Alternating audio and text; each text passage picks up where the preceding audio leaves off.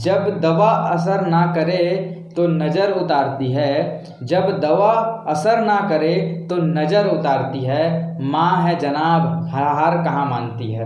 Welcome भाई my YouTube channel, सभी लोगों का स्वागत है इस यूट्यूब चैनल पर। मैं बहुत ज़्यादा एक्साइटेड हूँ गाइस, क्योंकि आज मैं एक ऐसी टॉपिक के ऊपर बात करने वाला हूँ जिस टॉपिक को अक्सर बाकी लोग बोलने से घबराते हैं, डरते हैं, उनको वो फीलिंग ही नहीं आती कि हम उस टॉपिक पर कैसे बात करें। मैं आज, जी हाँ, आपने सही सुना, आपने सही देखा है कि आज मैं माँ के ऊपर बात करूँगा। हाँ, अपने पेरेंट्स के ऊपर बात करूँगा कि हमारे जो पेरेंट्स होते हैं, जो हमारी फैमिली मेम्बर्स होते हैं, वो हमारे लिए कितने ज़्यादा इंपॉर्टेंट होते हैं। मैं आपको एक छोटी सी स्टोरी के माध्यम से इस वीडियो में बताऊंगा कि हमारे लिए परिवार कितना ज़्यादा इंपॉर्टेंट है। अगर इस धरती पर अगर सब कुछ अगर कोई है तो वो हमारा परिवार है।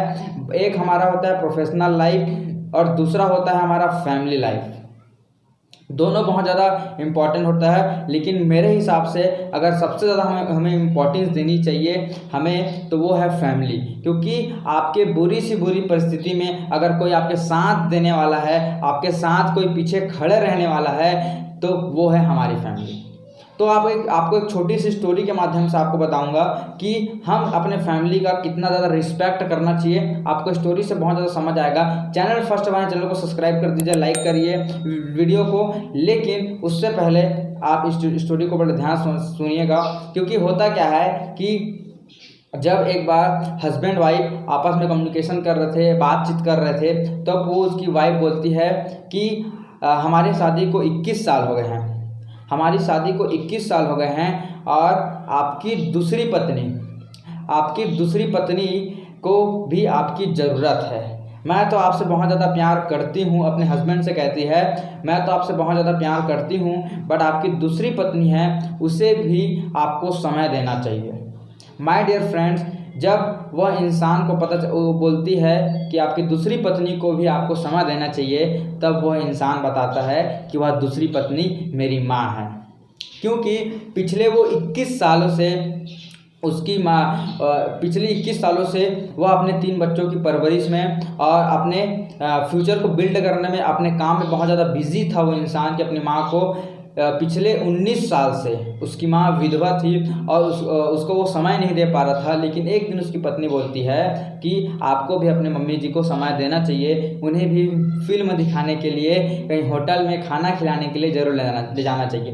तो वह बेटा क्या करता है कि अपने माँ को न्योता देता है और कहता है कि मम्मी आज हम डिनर पे और एक मूवी देख के आएंगे। तो जब रात को फ़ोन करता है तो माँ घबरा जाती है। क्यों घबरा जाती है? क्योंकि अक्सर क्या होता है कि हमारे घर के बड़े बुजुर्ग जब रात में फ़ोन करते तो उनको लगता है कुछ दुर्घटना हो गया होगा, कुछ घटना हो गया होगा, इस टाइप का।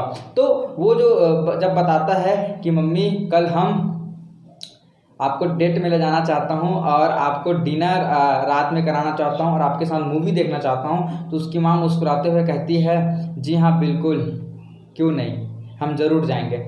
तो जब वो शाम को अपने काम से होकर जल्दी आता है घर और जब वो अपनी माँ को देखता है, तो पिछले सालगिरह में जो उसके लिए साड़ी खरीदा गया था वह पहनकर उसकी माँ तैयार हो जाती है और बहुत खूबसूरत लग रही होती है। क्योंकि बहुत दिन से सजी सवरी नहीं रहती है, क्योंकि उसे बाहर जाने का मौका नहीं मिलता, क्योंकि उसे कोई टाइम नहीं दे पा रहा था, उसे कोई घुमाने ले जाने पा रहा था। लेकिन जब उसका बेटा उसे न्योता देता है तो बहुत ही सुंदर तरीके से सजती है और अपने बेटे के साथ एक आलीशान होटल में जाती है। वो होटल उतना बड़ा तो नहीं होता, लेकिन बहुत ही खूबसूरत सा होटल होता है। और जब उस होटल में जाती है तो उसकी माँ अपने बेटे के कंधे पर हाथ रखकर ऐसे चलती थी, मान लो ऐसा लगता था, ऐसा दिखता था कि वह हमारे देश की प्रथम महिला है। इतना ज़्यादा कॉन्फिडेंस नज़र आता था, क्योंकि वो बहुत ज़्यादा खुश थी। माय डियर फ्रेंड्स, अगर सोचिए आपकी माँ को आपने कितने दिन से कहीं घुमाने के लिए नहीं ले गए, कहीं पर उसको खाना खिलाने के लिए नहीं गए, कहीं उसको सरप्राइज़ नहीं दिए हैं, और अचानक से जब उनको आप करने लगे तो कितना ज़्यादा खुश हो जाती है, कितना ज़्यादा हैप्पी फील करती है। आप इस चीज़ को समझ सकते हैं।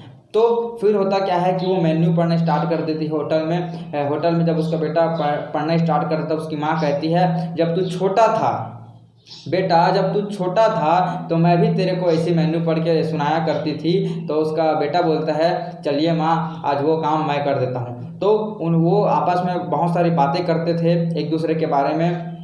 और जब खाना भी खाया और बातें करते करते उनकी मूवी मिस हो गई। क्योंकि वो मूवी देखने के लिए और रात में डिनर करने के लिए आए थे। तो बातें करते करते इतने ज़्यादा खुश हो गई थी दोनों, आपस में बात करते करते इतना ज़्यादा हैप्पी फील कर रहे थे तो उन्होंने अपना मूवी मिस कर डाला। उसके बाद होता क्या है कि जब वो घर में वापस लौट कर आए वहाँ से, तो उसकी वाइफ ने पूछा कि कैसा रहा आप लोगों का आज का दिन। तो उसके बेटे ने कहा बहुत ही ज़बरदस्त शानदार हमारा दिन था। तो उसकी माँ ने लौटते समय कहा था कि बेटे आज तुमने मुझे न्योता दिया है इस डिनर के लिए, मुझे भी एक मौका दो, मुझे भी आपको न्योता देने के लिए कि मैं भी आपको बुला सकूं। तो जब उनको बोलती है तो उसका बेटा बोलता है जी बिल्कुल, क्यों नहीं। माय डियर फ्रेंड्स, आप यकीन करना कि जब वो दोनों घर चले गए तो उससे 10 से 15 दिन के बाद उसकी माताजी का दिल का दौरा पड़ने से मृत्यु हो जाती है। क्या हो जाता है? दिल का दौरा पड़ने से उसका मृत्यु हो जाती है उनकी माताजी का। और जब वो उनके कमरे में जाती है तब वहाँ पर एक बिल पड़ा रहता है। जिस होटल में वो खाना खाए थे वहाँ का रसीद होता है, और उस रसीद, वो एक बार खाना खाया थे तो वहाँ पर एक रसीद होना चाहिए। माय डियर फ्रेंड्स, वहाँ पर 2 रसीद रहता है। आपको बताना क्या चाह रहा हूँ कि उसके माँ ने पहले ही पैसा पे कर लिया था कि हम खाना खा चुके हैं और ये पैसा आप रख लीजिए, और अपने बेटे को लिखती है उसमें कि बेटे इसमें मैंने बिल पे कर दिया है, लेकिन इसमें 2 लोगों का बिल पे किया है, एक तुम्हारी वाइफ का, एक तुम्हारा, और उस दुनिया में नहीं रहती। सोचिए उस दिन उस बेटे के ऊपर क्या बीता होगा, क्योंकि उस बेटे ने अपने माँ के लिए उतना कुछ नहीं किया था जितना वो कर सकता था। तो उसके मन में कैसा विचार आया होगा, कैसे उसको फील हुआ होगा, आप इसको आसानी से समझ सकते हैं। माय डियर फ्रेंड्स, हमारे फैमिली में हमको सबको इम्पोर्टेंट देने चाहिए, हमारे माँ बाप को इम्पोर्टेंट देना चाहिए, क्योंकि अगर आपके माँ बाप हैं तो सोचिए आप कितने खुशकिस्मत हैं कि आपके माँ बाप हैं। कई लोग ऐसे हैं जिनके माँ बाप नहीं होते, तो हमको अपने माँ बाप की रिस्पेक्ट करनी चाहिए, कदर करनी चाहिए। और अगर उन्होंने हमें इतना खूबसूरत जीवन दिया है तो हमें भी उनके जीवन को खूबसूरत बनाने के लिए मेहनत करना चाहिए, हमें आगे बढ़ना चाहिए। माय डियर फ्रेंड्स, जब मैं अपना बिजनेस प्रपोजल लेकर किसी भी पर्सन के पास जाता हूं तो वो कहते हैं, बहुत ही आसानी के साथ कह देते हैं कि हमारे माँ बाप मना करते हैं। माय डियर फ्रेंड्स, मैं आपको बताना चाहूँगा कि अगर आप इस वीडियो को फर्स्ट बार देख रहे हैं, आप नेटवर्कर नहीं हैं, आप बिजनेस से रिलेटेड नहीं हैं, तो आपको एक चीज़ समझनी पड़ेगी कि कोई भी माँ बाप कोई भी अच्छा काम करने के लिए कभी मना नहीं करता। अगर आप बिना पूछे माँ बाप को बोल रहे हैं कि सर हमारे माँ बाप मना कर रहे हैं, हम इस बिज़नेस में नहीं आ सकते, तो माय डियर फ्रेंड्स, आप अपने लिए बहुत बड़ा एक गलती कर रहे हैं। आपको इस गलती का पछतावा बाद में ज़रूर होने वाला है। इसलिए इतना खूबसूरत बिजनेस, इस बिज़नेस को करिए। और लास्ट में कुछ 4 लाइनें आपको कहकर इस वीडियो को ख़त्म करना चाहूँगा। कहते हैं, छत नहीं रहती दहलीज नहीं रहती, छत नहीं रहती दहलीज नहीं रहती, दीवार और दर नहीं रहता, अगर घर में बुजुर्ग ना हो तो घर नहीं रहता। वीडियो कैसा लगा आप कमेंट करके ज़रूर बताइएगा, और आप इस चैनल फर्स्ट हमारे चैनल को सब्सक्राइब कर दीजिए। हम मिलते हैं नेक्स्ट वीडियो में, तब तक के लिए घर में रहिए, स्वस्थ रहिए, अपनी मम्मी पापा का ध्यान रखिए। और अगर आप मम्मी पापा के सचमुच बहुत ज़्यादा प्यार करते हैं तो उनको खुल कर बोलिए, I love you mom, I love you dad, मैं आपसे बहुत ज़्यादा प्यार करता हूँ। और जितने लोग इस वीडियो को देख रहे हैं कमेंट बॉक्स में लिखिए I love you mom, I love you dad. मैं भी इससे समझ सकूँगा कि आप भी अपने माँ बाप से बहुत ज़्यादा प्यार करते हैं और उनके लिए आप कुछ भी कर सकते हैं इस जीवन में।